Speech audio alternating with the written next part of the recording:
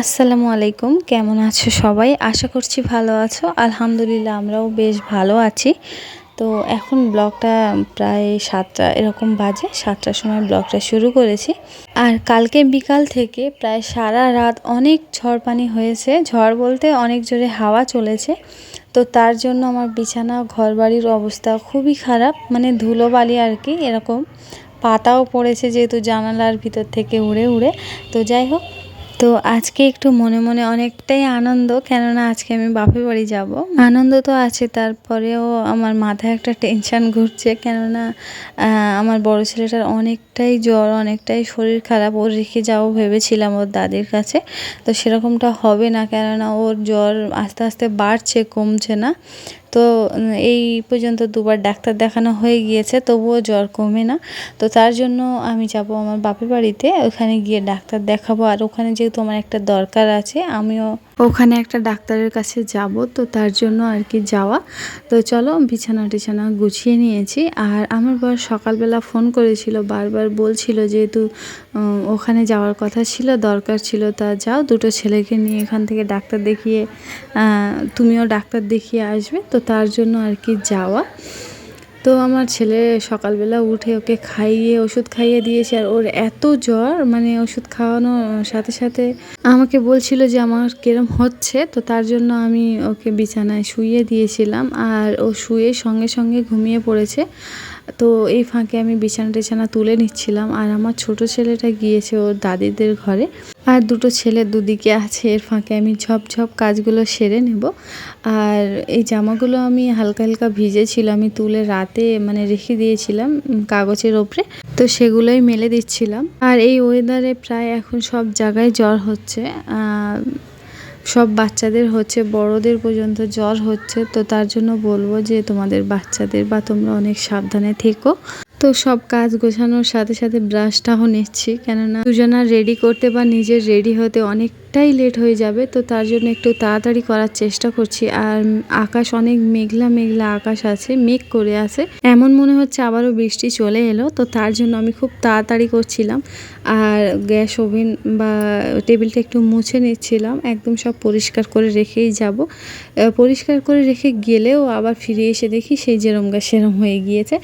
তো তবুও চোখে দেখে রেখে চলে যাওয়া যায় না, তো তার জন্য আর কি।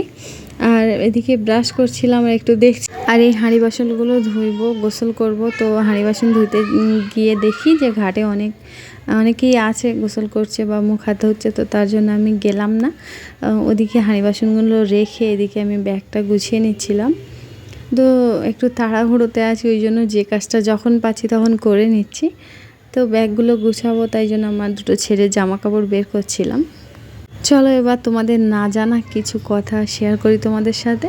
তো আমি এই ব্লগটা শ্যুট করেছিলাম প্রায় এখন থেকে 1 সপ্তাহ আগে, আমার মায়ের বাড়ি যাওয়ার সময়। এই ব্লগে তোমরা দেখতে পাবে, আর আমি ভয়েস দেওয়ার সময় মানে বলে দিচ্ছি আর কি। আর তোমরা ব্লগে তো দেখেছো যে আমার বড় ছেলেটার জ্বর খুব। তো বড় ছেলেটা বা ছোট ছেলেটা দুজনার নিয়ে যাওয়ার পরে মাদের ওখানে এত জ্বর এত শরীর খারাপ যে আমি ব্লগ শ্যুট করব বা কোনো ভিডিও বানাবো সেরকমটা কোনো ইচ্ছাই ছিল না। আর সত্যি কথা বলতে বাচ্চাদের শরীর খারাপ হলে সেরকম একটা মুড থাকে না যে আমি মানে ভালো কিছু বানাবো করব। তো তার জন্য আমি 1 সপ্তাহ কোনো ব্লগ দিতে পারিনি। তো তবুও আমি যতটুকু পেরেছি একটা দুটো শর্ট ভিডিও ছেড়েছিলাম, যাতে তোমাদের জানানো যায় যে আমি এখন মায়ের ঘরে আছি। আমার ভিডিওতে আমি লিখেও দিয়েছিলাম।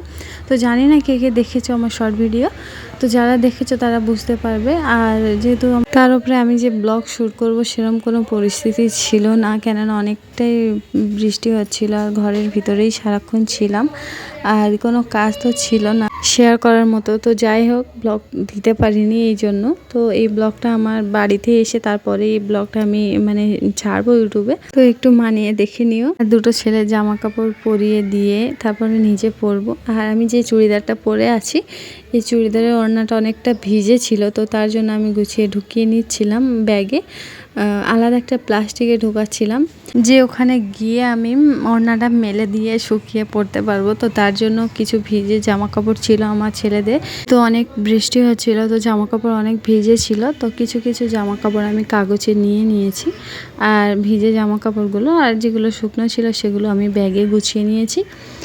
তো এখন আমার ছেলে দুটো বুট পরিয়ে দিচ্ছি। আর আমার বড় ছেলেটা নানির বাড়ি যাওয়ার কথা শুনে মানে একদম সুস্থ হয়ে গিয়েছে। তো ওষুধ খেয়েছিল যেহেতু, এখন একটু অনেক ভালো আছে, মানে জ্বর নেই গায়ে।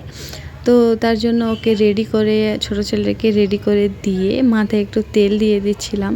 আর তোমাদের সাথে একটা কথা শেয়ার করি যে অনেক আপুরা আছে যে আমার ভিডিওতে কমেন্ট করছে, অনেক আপুরা, আপু আমার চ্যানেলে ভিজিট করো বা আপু আমার চ্যানেলে এসো, এরকম একটা কথা বলছে আমার কমেন্টে এসে। তো এরকম করে বলো না, যেহেতু আমার যতটা জানা আছে যে ওরকম করে বলতে নেই, বা আমার ইউটিউব চ্যানেলের অনেক ক্ষতি হয়।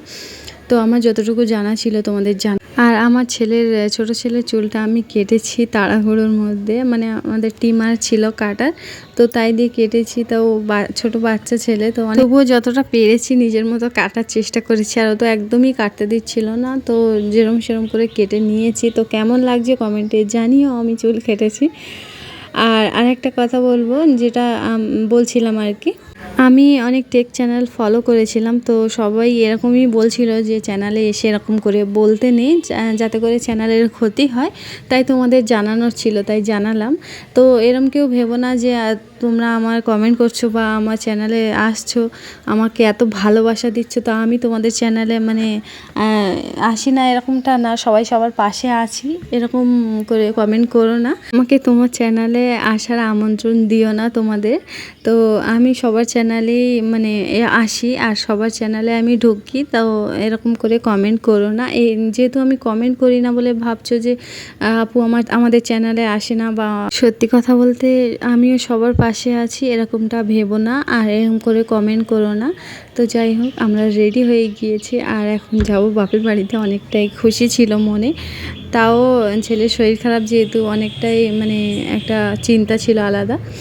তো যাই হোক, ওখানে গিয়ে অনেক দিন শরীর খারাপ ছিল, তারপর আস্তে আস্তে বাড়ি আসা পর্যন্ত সুস্থ হয়ে গিয়েছিল। আর যেহেতু ফাইনাল পরীক্ষা সামনে বাচ্চাদের, তো তার জন্য একটা আলাদা টেনশান হচ্ছিল কখন সুস্থ হয়ে যাবে। আর স্কুলের স্যারেরা তো বারবার মেসেজ করছিল, তো ফোনও করেছিল যে কেন স্কুলে আসছে না। তো ওর যেহেতু শরীর খারাপ, 1 সপ্তাহ আগে থেকে স্কুল বন্ধ করে দিয়েছে। আর তারপরেও জানি না আর কতদিন বন্ধ করতে হবে। তো যাই হোক, শরীর না ভালো থাকলে কি করে মানে স্কুলে পাঠাবো আর কি। তো চলো, আমার হাতে চুড়ি ছিল, তো আমি কিছু পাথরের চুড়ি ছিল, তো সেগুলোই পরছিলাম। ঝপ করে মনে উঠলো যেতে যেতে। আর তোমরা এতটা ভালোবাসা দেবে সত্যি আমি জানতাম না, আর এতটা ভালোবাসা পাবো আমি কোনোদিন ভাবিনি।